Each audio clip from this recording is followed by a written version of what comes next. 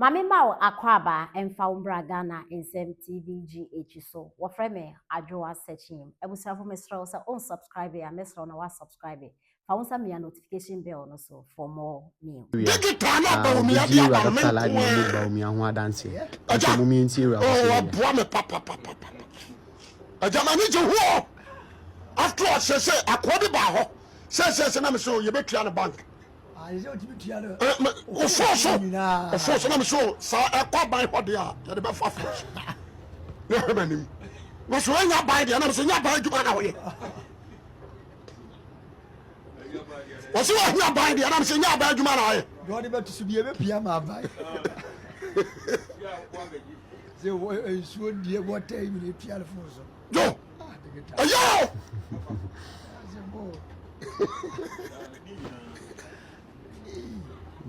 What you say?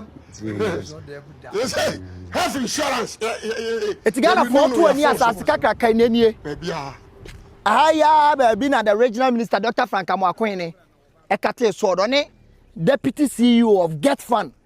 Ghana for nya video ya no share ma ba be pie mu wo Drombonso Sechia Fran Prince Ashanti region.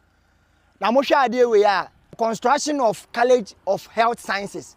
Allied Health Science College, nursing training. President of Ghana, John Dramani Mahama, His Excellency. Unya president, no true Get Fund.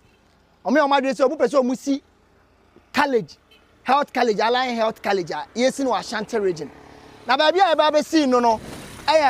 Setre Afran Prince, wo Drombonso. Ubeka se wo fine from Ejoso, Dwabin, Efijase, Kumawu, then waba Setre Afran Prince Drombonso. Ada ya kate sword no na mo habi.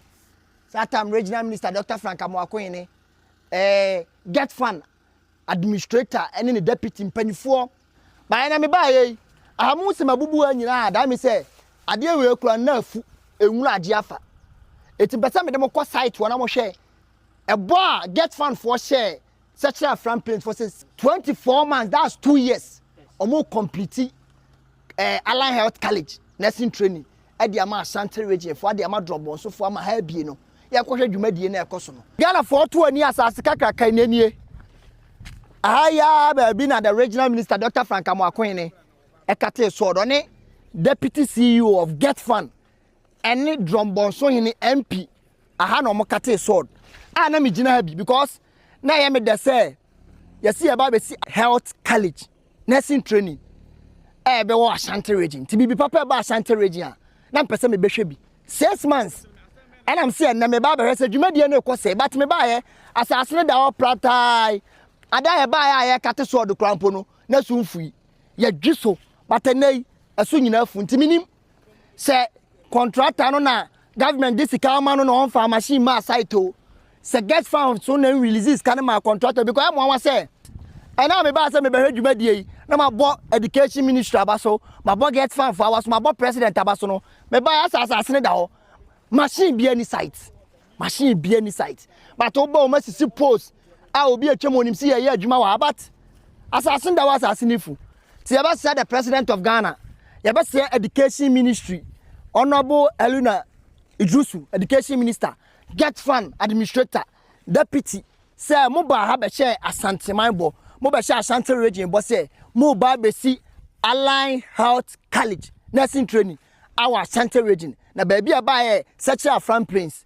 omewa Get Fund deputy administrator na shebo say enu 2 years kra ye be wi adwuma ba e ko 6 months ti eba sre say Get Fund Ministry for Education menyini say ade ama sign contractor aba people mu a contractor aba be kan nsem ministry aba be kan nsem Get Fund kan nsem regional minister kan nsem MP kan nsem na 6 months ye beba single machine kura ni ya one block kura ni ya foundation client to ti say me person me busa the Get Fund for say e bona mo ba be share no minim say sika no mo de ama contractor no won si site biem ana say sika no na mo fa ma contractor eno kre bible sumi nsia atwam yi ana yehun say Drombonso man hene abodwa tatra regional minister by MP ma e by education ministries ndodo na by atintin and expect different resource ye to abamma mo tem biara nso mo afa ejimi fo ye to abamma ma afa de na dan si ye na embe bunkotodwen pa mo twa no mo fa development en fa mreye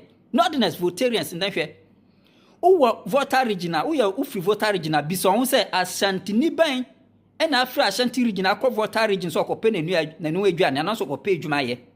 Adenti no onko. Nansu votarian say ye di America akola sori a no di America ba akra okokuma se. Okope adwuma ye. Me a me so me fi region me wa akra me boa. Ye be pay ye nu aduane because your region no there is no hope for the youth.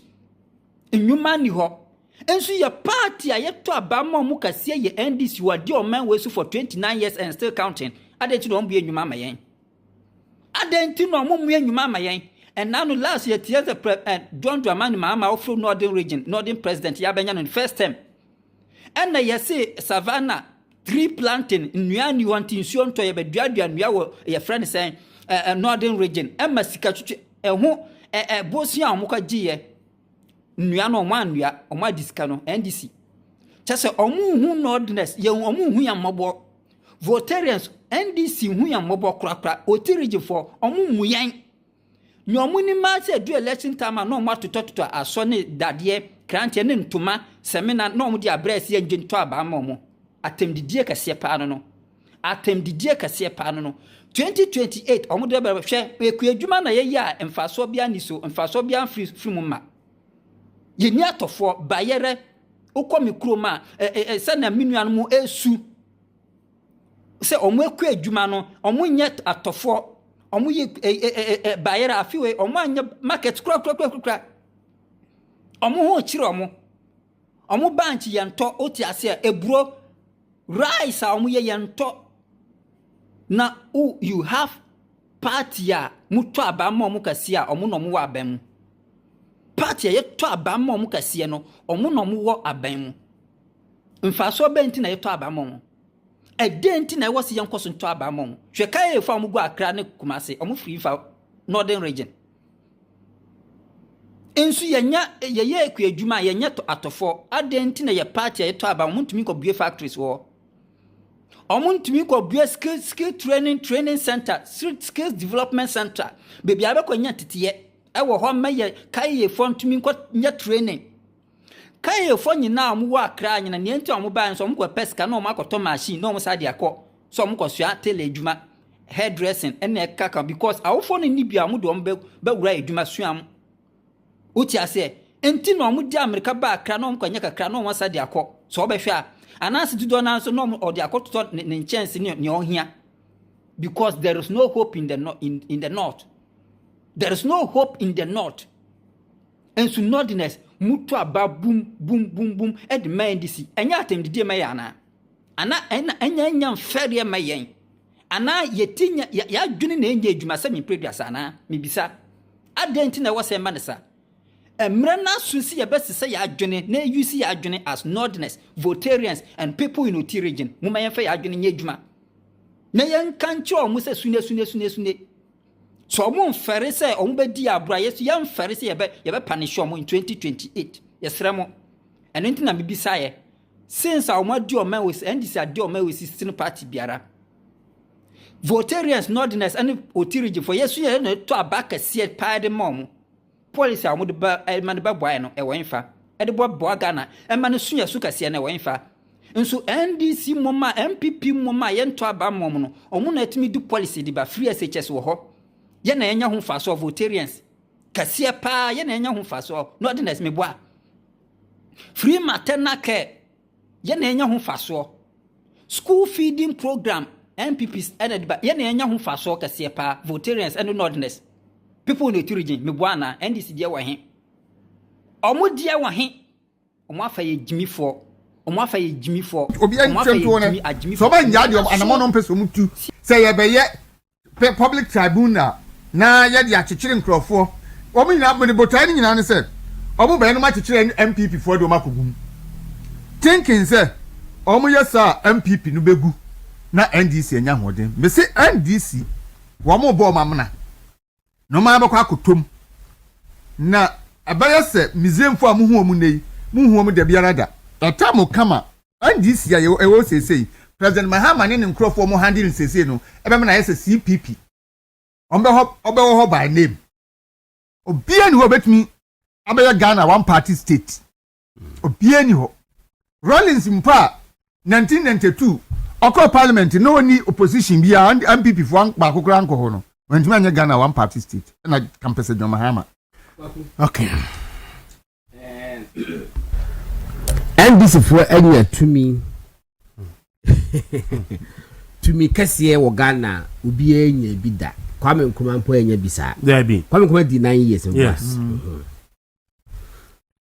NDC for rule of my Ghana dictatorship 11 years. 11 years. And na ye ba democratic rule and democratic governance and so 8 years. Ye kabuma say 19 uninterrupted years. 19 years. Okudelo mutimi di ba Ghana. Manti ba nyo man yi.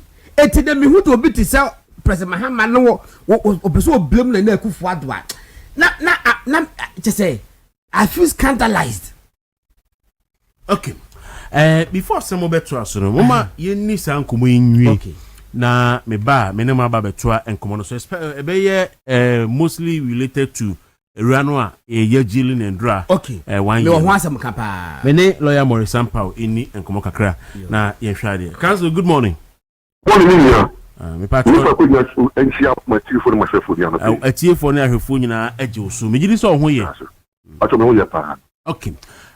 Abayo yi a oye NPP TikToker ne activist yi ye chin na no ye hu wo social media so ne yes we plead guilty ama ya hyese ye nkoye pregnancy test na ye mano sentence actually any ye hu a video of a rano the body part onye obi phone recorded the ba say ya bono wo cell ho ama ye de wayare kram ye de nako hospital I think was painted so baby endra asa